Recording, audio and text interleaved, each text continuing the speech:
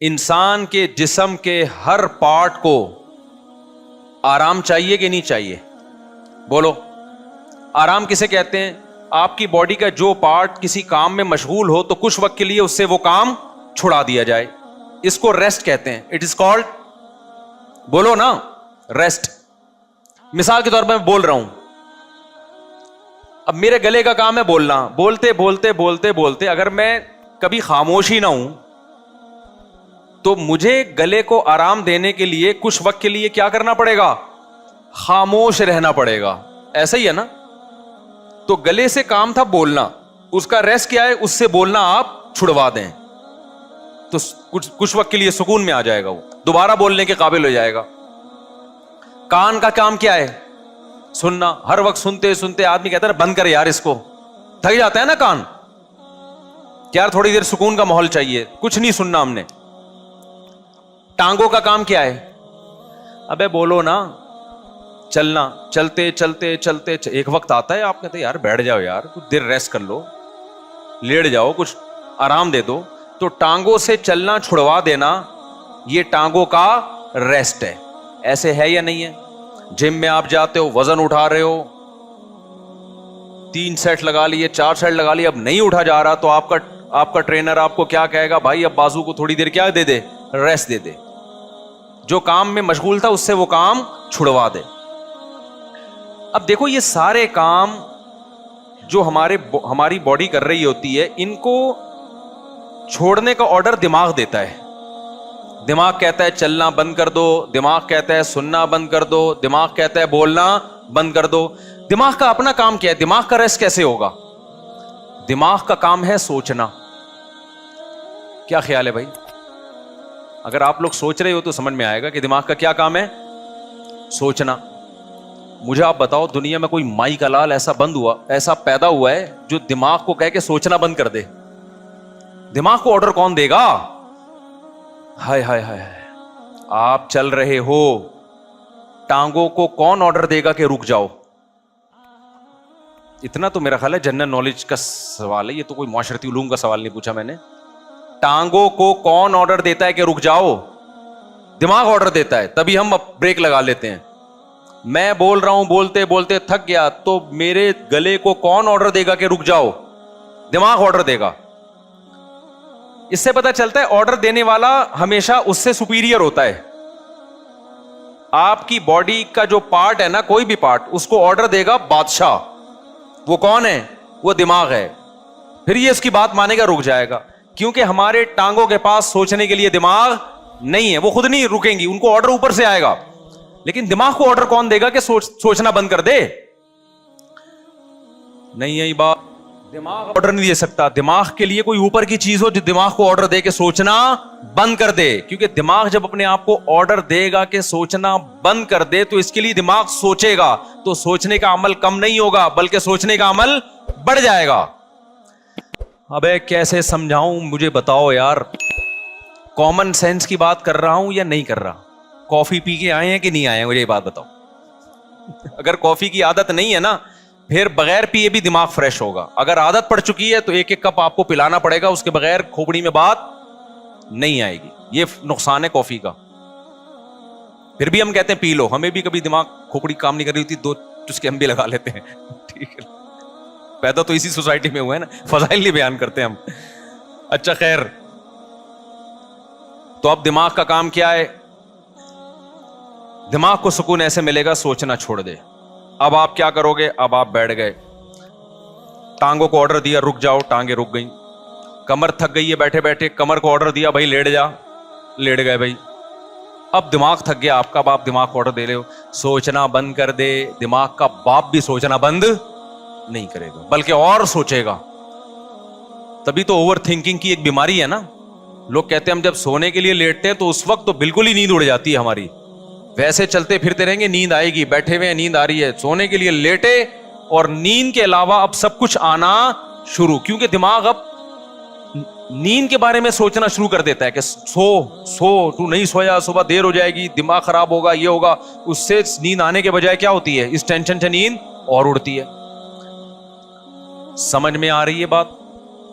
تو اس کا حل اللہ نے کیا رکھا ہے؟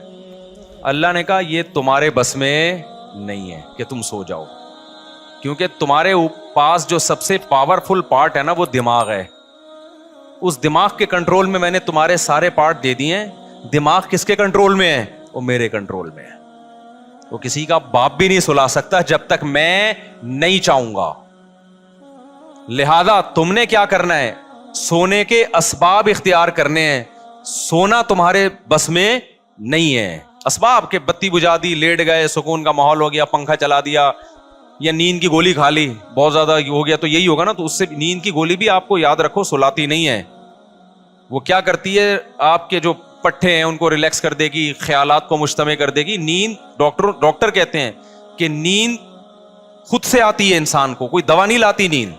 دوا یہی ہے کہ وہ اسباب پیدا کر دیتی ہے, اس کے سکون کے اسباب پیدا کر دیتی ہے. لیکن دوا ڈائریکٹ نیند لانے والی اب تک کوئی دوا میری معلومات کے مطابق ایجاد نہیں ہوئی, جو ڈاکٹر کہتے ہیں.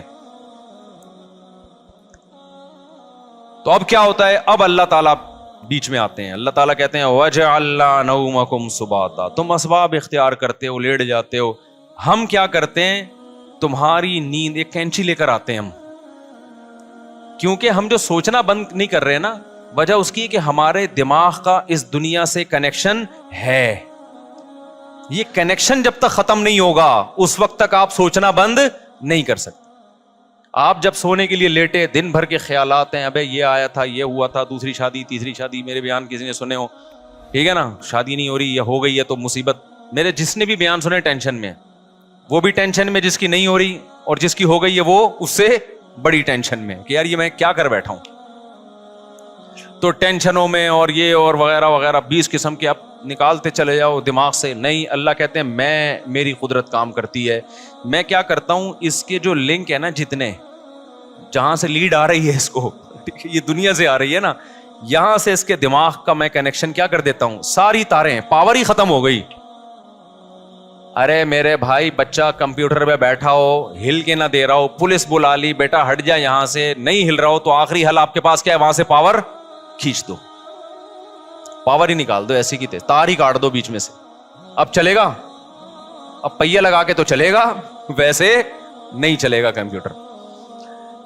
واللہ میاں بھی کہتے ہیں وَجَعَلْنَا نَوْمَكُمْ سُبَاتًا, ہم نے تمہاری نیند کو دماغ اور اس دنیا کے کنیکشن کا کاٹنے والا, یہ نیند ایک کینچی ہے جو کیا کرتی ہے؟ تمہارے دماغ کا اس دنیا سے کنیکشن ختم.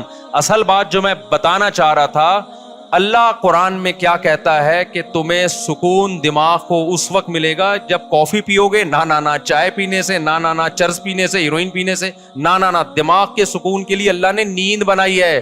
اور وہ والی نیند جو تمہارا اس دنیا سے کنیکشن ختم کر دے. کیونکہ ہم نے بہت سے لوگوں کو دیکھا ہے سو رہے ہوتے لیکن سب پتا ہوتا ہے کہ کیا ہو رہا ہے.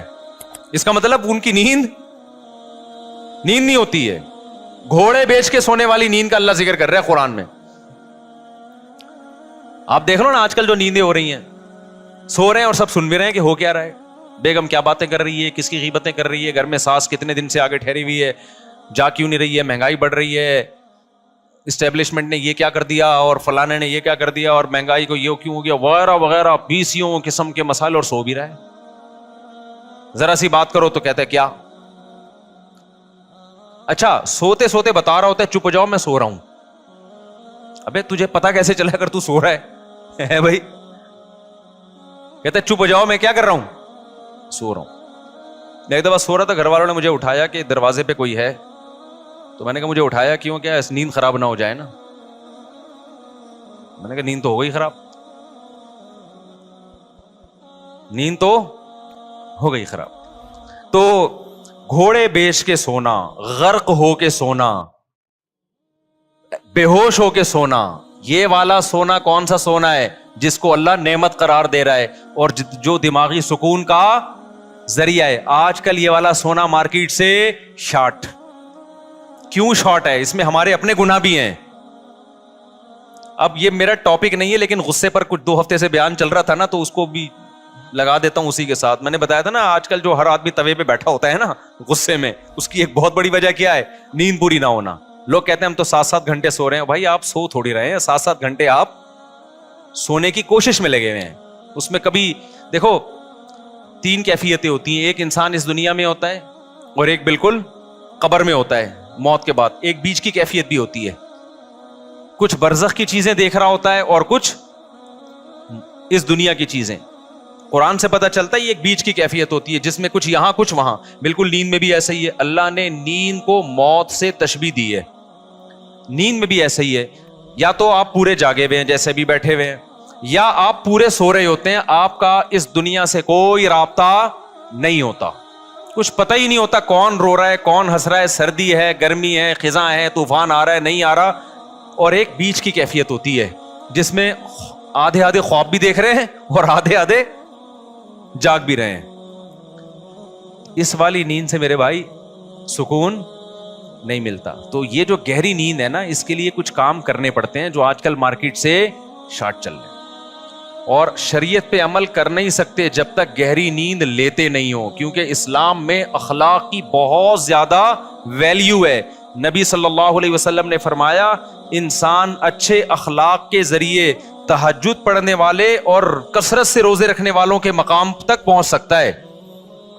یعنی اس کی زندگی میں تہجد بھی نہیں ہے اور روزے بھی نہیں ہیں, لیکن اخلاق کا اتنا اچھا ہے, تو اللہ اس کو کس کے ساتھ حشر کریں گے؟ تہجد گزاروں کے ساتھ. اور حدیث میں آتا ہے کہ ایک تہجد گزار اور کثرت سے روزے رکھنے والا برے اخلاق کے ذریعے جہنم کا ایندھن بن سکتا ہے. حدیث کا مفہوم ہے. کیوں؟ بد اخلاقی کی وجہ سے کبھی بیوی سے لڑے گا, کبھی پڑوسیوں سے لڑے گا, کبھی کمیٹی سے لڑے گا, کبھی امام سے لڑے گا, کبھی مؤذن سے لڑے گا, کبھی اسے پٹا, کبھی گاڑی تھوڑی سی آگے آگے اس کو اٹھا کے ٹھوک دیا, ٹھیک ہے نا, تو ساری نیکیاں اس کی کیا ہو رہی ہیں؟